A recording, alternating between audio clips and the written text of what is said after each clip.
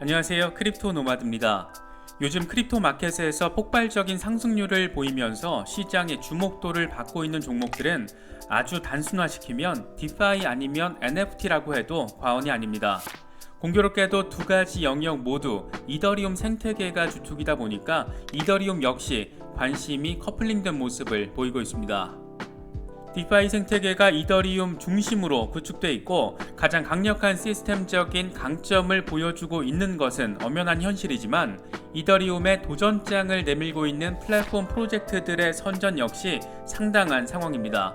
가장 대표적으로는 시가총액 10위권에 이름을 올린 솔라나를 비롯해서 아발란체, 테라 등을 꼽을 수가 있습니다. 글래스노드가 이 세 가지 프로젝트를 상세히 분석을 했는데 핵심 쟁점에 대해서 꽤 날카로운 분석을 내놓은 것으로 보입니다. 이번 영상에서는 크립토 투자를 진행할 때 절대 몰라서는 안 되는 디파이, 그 중에서도 최근 이더리움의 도전장을 내밀면서 시세 폭발을 받은 삼총사들을 중심으로 디파이의 현재와 미래를 짚어보도록 하겠습니다. 본격적인 시작에 앞서서 좋아요와 구독 또 알림 설정 꼭 부탁드리겠습니다. 영상 제작에 아주 큰 도움이 된다는 말씀 함께 드립니다. 그럼 시작하겠습니다. 먼저 최근 한 달 동안 무려 350% 시세를 받으면서 시가총액 280억 달러를 넘어선 솔라나입니다. 이더리움 킬러라는 별명을 입증이라도 하듯이 이더리움 디파이의 상징인 유니스왑을 밀어내고 시총 랭킹 8위에 이름을 올렸습니다. 한 달 전까지만 해도 다소 상상하기 어려운 그런 상황이 현실이 돼버린 겁니다. 솔라나의 가장 큰 특장점으로는 단연 트랜잭션 처리 속도가 꼽힙니다. 솔라나의 경우에는 초당 처리되는 트래픽 개수인 TPS가 무려 5만에서 6만 5천 TPS에 달합니다. 비자 카드의 초당 2만 4천 TPS와 비교했을 때도 무려 2배 이상의 처리 속도를 자랑하는 겁니다. 비자가 1초에 2만 4천 건을 처리한다면 솔라나는 최대 6만 5천 건을 처리한다라는 겁니다. 특히 비트코인이 7TPS, 이더리움이 20, 리플이 1500, 이오스가 3000TPS인 것과 비교를 해봐도 월등하게 빠른 처리 속도를 가진 것을 확인할 수가 있습니다. 특히 거의 무료에 가까운 수수료 체계를 가지고 있다 보니 디파이와 NFT를 이용하는 사람들은 물론 개발자들 사이에서도 관심이 클 수밖에 없습니다. 솔라나의 거래 수수료가 0.002달러 전후로 거의 무료에 가깝다는 점은 비싼 수수료가 단점으로 꼽히는 이더리움과 비교했을 때 엄청난 장점일 수밖에 없습니다. 이더리움 프로젝트가 솔라나로 이사가는 경우가 발생하는 아주 현실적인 매력이 존재하는 겁니다. 그렇다면 솔라나는 진정한 이더리움 킬러가 될 수 있을까? 아직 단언하기는 어려운 몇 가지 상황들이 존재합니다. 솔라나의 엄청난 처리 속도와 경쟁력 있는 수수료가 주목도를 높이는 것은 엄연한 사실이지만 노드 수가 1300개 수준으로 이더리움에 비해서 굉장히 낮은 편이기 때문에 빠른 트랜잭션 처리가 가능한 것이다, 이런 분석도 존재합니다.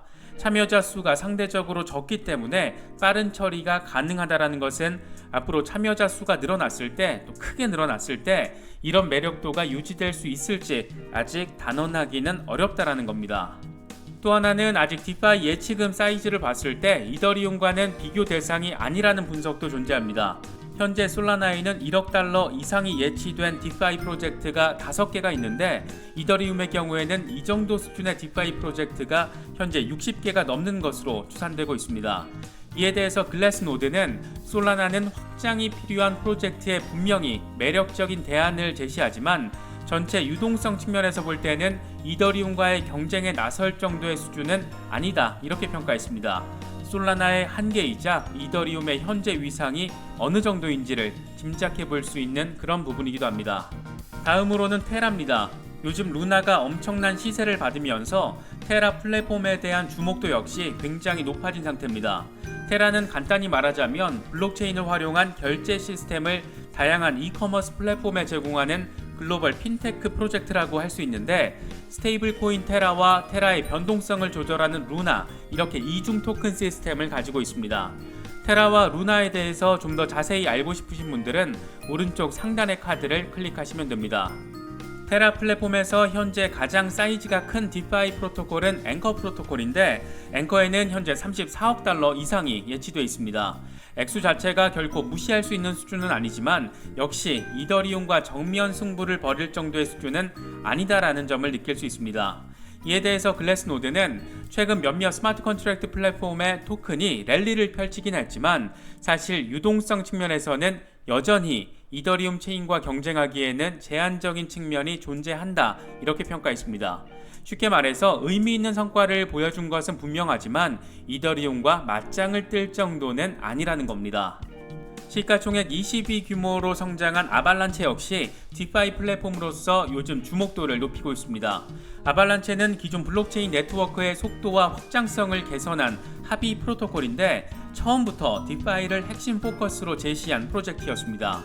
아발란체 개발사 아바랩스는 디파이는 아발란체 프로젝트의 핵심 포커스 분야 가운데 하나라면서 이더리움 네트워크의 주요 문제들을 해결할 것이다 이렇게 밝히기도 했습니다. 아발란체의 경우에도 역시 가장 눈에 띄는 특성은 처리 속도입니다. 초당 처리 속도가 4500TPS 수준으로 이더리움보다는 훨씬 빠른 수준입니다. 아바랩스 측은 이에 대해서 아발란체 네트워크는 참여 가능한 블록 생성 검증자 수에 제한이 없다. 2000개 전체 검증 노드가 성능이 떨어지지 않는지 시험해봤다. 확장성 측면으로 보면 가능성은 무한하다. 이렇게 자평하기도 했습니다. 최근 아발란체 재단은 인센티브 프로그램 아발란체 러쉬를 실시한다라고 밝히면서 주목받았습니다. 1억 8천만 달러, 우리 돈으로 2천억 원 넘는 규모의 보상 프로그램을 추진하겠다라는 것인데 목적은 단순합니다. 아발란체 생태계 시스템의 디파이 유저와 프로젝트, 또 암호화폐 등을 끌어들이는 생태계 확장이 목적이라고 할 수 있습니다. 이를 위해서 아발란체 재단은 허브 사용자들에게 2,700만 달러를 할당했고 이후 아발란체의 디파이 프로젝트에서 유동성이 기하급수적으로 증가했습니다. 이에 대해서 글래스노드는 아발란체 프로젝트는 이더리움의 기존 프로젝트의 복제품이라는 평가가 여전히 존재하고 최근의 성장은 인센티브로 인한 것으로 장기간 지속되지 않을 수도 있다라고 분석했습니다. 글래스노드의 관점에서 아발란체 역시 아직 디파이의 절대 강자인 이더리움과 경쟁할 수준은 아니라고 바라보는 것을 느낄 수 있습니다. 이런저런 관점의 차이가 있을 수는 있지만 현재 블록체인 산업에서 디파이는 NFT와 더불어서 가장 관심도가 뜨거운 분야입니다. 솔라나와 테라, 아발란체가 아직 이더리움과 맞짱 뜰 정도는 아니지만 의미 있는 성장세를 보여준 것은 부인하기 어렵습니다. 특히 에이다 카르다노가 스마트 컨트랙트를 구현하는 알론조 하드포크를 성공적으로 런칭하게 되면 꽤나 잠재력 있는 이더리움 도전자가 등장하는 것으로도 볼 수 있고 에이다 역시 디파이 생태계 강화에 주력할 수밖에 없을 것이라는 점을 생각해 볼 수가 있습니다. 어쨌든 디파이 생태계는 시간이 갈수록 사이즈를 키워가고 있기 때문입니다. 최근 시장 분석업체 메사리가 발표한 자료를 보면 상위 10개 디파이 토큰 대부분은 지난 30일 동안 20% 이상의 가격 상승을 보였습니다. 이 기간 동안 아발란체는 무려 400% 이상 급등했고 솔라나도 350%의 시세를 받았습니다. 상황이 이렇다 보니 디파이 프로토콜에 예치된 자금 총액 TVL이 1,570억 달러가 넘어선 것으로 나타났습니다. 지난 5월 비트코인과 이더리움이 최고가 수준을 기록했던 때 디파이 TVL은 1,540억 달러까지 증가하기도 했습니다. 하지만 최근에는 비트코인과 이더리움이 상대적으로 부진한 모습을 보였던 가운데 디파이 TVL이 이렇게 급증한 것으로 나타나면서 대장들의 도움 없이도 디파이 시장이 강하게 성장할 수 있다는 것으로 평가받고 있습니다. 디파이 시장은 시간이 갈수록 커지고 있지만 아직 투자자 보호 이슈는 뜨거운 감자로 남아있는 모습입니다. 특히 최근 폴리 네트워크가 6억 달러, 6,900억 수준의 해킹 피해를 본 것으로 나타나면서 우려를 키우기도 했습니다. 외신 보도 내용을 보면 폴리 네트워크는 해커들이 시스템의 취약점을 공격해서 수천 개의 암호화폐를 탈취한 것으로 전해졌습니다. 해킹 규모만 놓고 봤을 때 과거 세계 최대 가상화폐 거래소였던 마운틴곡스에 대한 해킹과 견줄만한 수준으로 6억 달러 피해 규모는 디파이에 대한 해킹으로는 사상 최대 규모로 평가받고 있습니다. 이런 상황에서 미국 SEC가 디파이 규제 가능성을 공개적으로 언급하고 디파이 불법 행위와 관련해 추적 시스템을 구축한 것은 상당히 눈여겨볼 필요가 있어 보입니다. 최근 게리 겐슬러 위원장은 디파이가 현재 미국에서 완전히 규제되지 않고 있지만 일부 형태는 SEC의 감독 대상이 될 만한 특성이 있다, 이렇게 밝힌 바가 있습니다. 참여자들에게 디지털 토큰이나 인센티브를 주는 행위는 규제 대상이 될 수 있다는 것을 내비친 것으로 해석됐습니다. 특히 SEC는 이미 지난 5월부터 디파이 금융 감시 작업을 본격화한 것으로 나타났습니다. 블록체인 업체와 연간 12만 5천 달러, 5년 동안 62만 5천 달러 규모의 외주 계약을 맺고 암호화폐 거래소와 디파이 프로토콜의 부정 행위를 추적하는 작업에 착수한 겁니다.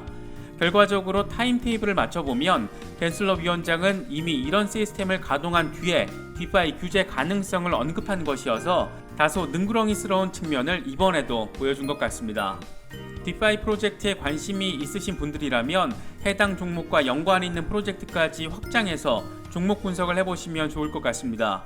예를 들어 솔라나에 관심이 있다면 솔라나 기반으로 최근 주목을 받았던 세럼을 살펴보는 방식입니다. 각각의 유명 디파이 플랫폼에서 구동되고 있는 친구들을 살펴보는 것도 훌륭한 투자 전략이 될 수 있다라고 제가 밝히는 게 아니라 많은 분석가들이 이렇게 이야기를 하고 있습니다. 이번에 준비한 영상은 여기까지입니다. 핫하디 핫한 디파이 프로젝트들의 지금 이 순간을 이해하시는데 조금이나마 도움이 될 수 있으면 좋겠습니다. 영상이 도움이 되셨다면 좋아요와 구독 또 알림 설정 꼭 부탁드리겠습니다. 영상 제작에 아주 큰 도움 된다는 말씀 함께 드립니다. 언제나 성투하시기를 기원하겠습니다. 시청해주셔서 감사합니다. 지금까지 크립토 노마드였습니다.